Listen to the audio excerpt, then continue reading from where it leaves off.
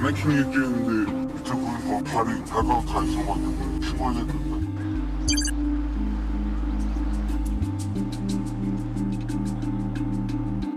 함께 일했던 군무원을 숨지게 한 뒤 그 시신을 유기한 군 장교의 신상이 공개됐습니다. 38살 양광준입니다. 한 말씀만 해주시죠. 안녕하세요. 신고신고를 한 거예요. 그러면서 그 목소리나 이런 부분이 전부 다 피해자 인척을 한 걸로.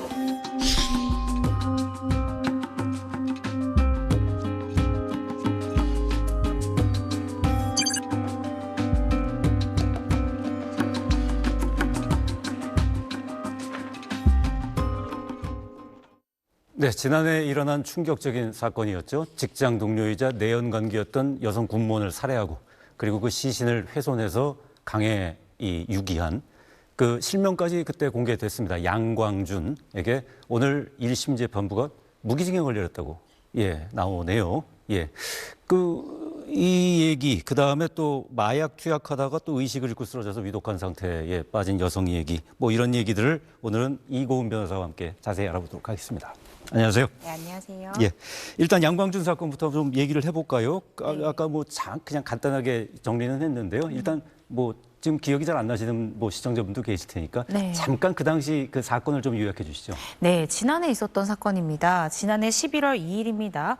오후 2시 반경에 이 화천 쪽 북한강에서 한 여성의 시신 일부가 발견이 되면서 이 시민이 신고를 했는데요.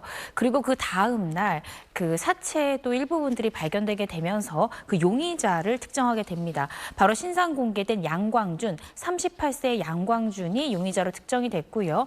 양광준 같은 경우에는 범행 현장으로부터 상당 부분이 떨어진 강남구 인근에서 배회하다가 긴급 체포가 됐습니다. 그리고 범행 현장에서 이 피해 여성을 살해했다라는 혐의에 대해서 인정을 했고요. 또 신상 공개까지 결정이 된 상태에서 구속 기소가 됐고 말씀 주신 대로 오늘이죠. 오늘 오후 2시에 양광준에 대해서 무기징역형이 1심 법원에서 선고가 됐습니다.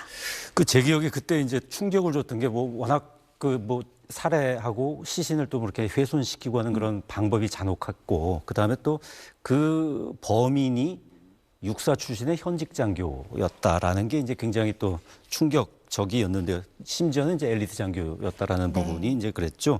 당시 리포트 한번 보고 올까요? 강원경찰청은 최근 촬영한 양광준의 머그샷과 나이를 공개했습니다. 38살인 양 씨는 육군 사관학교를 졸업하고 카이스트 석사 과정을 수료한 것으로 알려졌습니다. 양 씨는 신상정보 공개 결정에 반발해 법원에 집행정지 가처분 신청을 냈지만 기각됐습니다. 현역 군인이 중대범죄를 저질러 신상이 공개된 건 이번이 처음입니다. 유부남인 양 씨는 지난달 25일 사귀던 미혼 여성 군무원을 자신의 차 안에서 살해하기 전부터 범행 은폐를 위한 위조 차량 번호판을 휴대전화로 검색했던 것으로 드러났습니다. 그날 아침에 이제 인터넷 검색을 통해서 위조 번호판을 찾을 때 이미 살해의 동기가 생겼다고 보고 계획 범행이 들통나 검찰에 구속 송치된 양 씨. 향후 재판도 군사법원이 아닌 민간법원에서 받게 됩니다. 네, 법원이 1심 법원이 무기징역을 선고했다라는 거는 결국 이게 의도적, 계획된 범행이었다는 검찰 주장을 받아들였다고 봐야 되는 거죠? 네, 그럴 것 같습니다. 아직까지는 그 상세한 이 범행에 대해서 재판부가 어떻게 봤는지에 대한 보도는 나오고 있지 않은데요. 그런데 말씀 주신 대로 검찰에서는 이 피고인이 계획범죄가 아니라 우발범행이었다라고 주장하였음에도 불구하고 계획범죄로 보고 이 무기징역을 구형했습니다. 근데 법원에서 그대로 받아들였다는 것은 아마도 피고인의 주장 내용 받아들이지 않고 계획범죄 쪽에 무게를 실은 것으로 추정이 되는데요. 사실 이 두 사람 같은 경우에는 불륜관계였습니다. 이 피고인 양광준 같은 경우에 당시 38살이었고요. 아이까지 둔 유부남이었고 피해자는 당시 33살의 미혼 여성으로 군무원이었습니다. 그래서 이제 두 사람은 같은 부대에서 2023년에 같이 근무하다가 작년 초부터 불륜관계로 발전했다고 하고요. 작년 6월경부터 서로 좀 사이가 좋지 않아서 언쟁을 자주 벌였고 피고인의 주장 내용은 그러다가 피해자가 헤어지자고 하면서 그간 불륜 내용 사용에 대해서 이 직장에 폭로하겠다라는 말에 화가 나서 우발적으로 범행한 것이지 처음부터 피해자를 살해할 의사로 차량으로 데려간 것은 아니다라는 게 피고인의 그간의 주장 내용이었습니다. 그런 양광준의 주장을 이제 이 탄핵해야 되는 거 아니에요? 검찰 입장에서는. 네. 예. 그 어떤 부분을 이렇게 봐서 이거는 절대로 우발적이 아닌 계획된 범행이었다라고 검찰은 주장하는 건가요? 앵커님 말씀 주신 대로 이 양광준 같은 경우에는 이 살해 범죄를 저지른 다음에 아주 끔찍한 방법으로 사체를 유해하고 사체를 훼손을 한 그런 자입니다. 특히나 이 사체를 이제 그 사체를 훼손하는 장소로 이제 옮길 때 차량의 번호판에 다른 자동차 번호판을 붙이기도 했고요. 또 피해자가 임기제 군무원이었는데 그 임기 만료일이 얼마 남지 않았던 거예요. 그렇다 보니까 며칠만 더 버티면 이 피해자가 어디 있는지 직장에서 찾지 않을 점을 이용을 해서 마치 피해자가 스스로 연차를 신청하는 것처럼 피해자를 살해한 다음에 이 직장에 이 피해자의 휴대전화로 연차를 신청하는 듯한, 그러니까 피해자인 척 연기를 하는 그런 문자를 보내기도 했습니다. 뿐만 아니라 이 생존 반응이라고 하죠. 피해자의 가족들이 혹시 실종 신고를 할 것을 두려워해서 이 피고인은 이 피해자인 척하면서 이 휴대폰을 껐다 켰다 하는 그런 모습도 보이고요.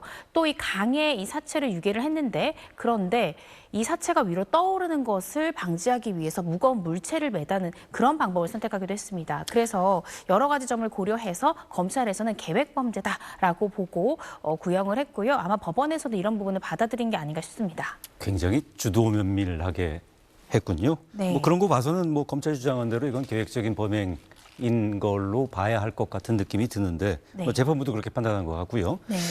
근데 또 뭐 양광준은 계속 뭐 이 반성문도 쓰고 뭐 자기 이 재산 정리, 그러니까 그 기혼자였으니까 네. 이혼을 하고 자기가 갖고 있는 재산 전부를 뭐 피해자에게 위로금으로 지급하겠다는 등 뭐 이런 식으로 그 굉장히 반성하게 하고 좀 형량을 좀 감해달라라는 그런 아주 그 간절한 그 메시지를 호소한 것 같아요. 근데 네. 받아들이지 않은 거죠? 네, 그렇습니다. 피고인 양광준 같은 경우에는요, 이 재판 과정에서 두 번째 공판기일부터 이 피해자의 유족들에게 내가 보상을 하고 싶다라는 의사를 밝혔습니다. 그러면서 자신이 보상을 하고 싶다라는 의사를 재판부로 하여금 자신의 편지를 재판부가 직접 피해자 유족에게 전달해달라고 이렇게 요청하기도 했거든요. 실제로 양광준 같은 경우에는 재판부에 7차례 이상 이 반성문을 제출했다라고 지금 보도가 나오고 있는데요. 그 반성문의 내용 중에 주된 것이 바로 재판부에 이 피해자의 유족과 합의하는 부분에 대해서 이 사과 편지 등을 재판부에게 전달해달라는 의사가 적혀 있었다고 합니다. 그만큼 자신이 받고 있는 혐의에 대해서 형량을 줄일 수 있는 유일한 방법이 우발 범행을 주장하는 것, 그리고 두 번째가 바로 피해자의 유족과 합의하는 것. 이 두 가지 양형 요소 외에는 양형 참작 사유라고 주장할 부분이 없거든요. 그래서 이렇게 간절하게 뭐 합의를 할지 유족에 대한 보상을 원했지만 결론적으로 피해자 유족들은 이 피고인과 합의하지 않았고요. 피고인에게 당신도 자식이 있는 사람인데 자식이 이런 것을 당했다라고 어떤 마음이겠냐라고 엄벌을 호소했습니다. 그 피해자의 모친 얘기, 모든 게 다 그대로 멈추고 죽어가고 있다. 우리 아이가 너무 억울하지 않게 판결해달라. 참 이 어머니의 그 진짜 이 가슴에 맺힌 한이 절절히 나오는 것 같아요. 그러니까요. 특히 자신의 딸의 그런 죽음을 보면서 사체가 또 이제 손괴되기도 했잖아요. 그런 여러 가지의 상황 속에서 얼마나 힘들지 그 심경을 좀 헤아리기조차 어려운 그런 상황입니다.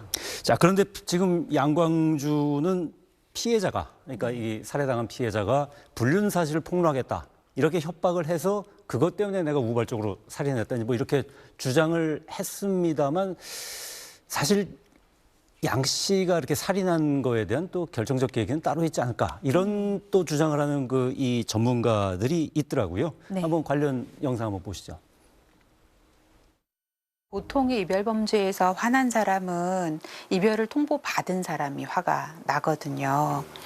근데 지금 적어도 이 사건에서는 이별을 통보한 사람이 살인을 한 거잖아요. 이건 보통의 이별 범죄하고는 양상이 피가해자가 뒤바뀐 양상인 거죠. 그래서 이 사람이 일방적으로 이야기하는 게 이 사건의 발단, 뭐 트리거가 맞을까라는 의구심이 살짝 들긴 했어요. 다만 돌아가신 분이 이걸 빌미로 해서 뭐 협박이나 최소한 너의 혼인관계에 문제를 만들겠다거나 이런 이야기를 했다면 이거는 양 씨를 몹시 불안하게 만들 만한 일인 거잖아요.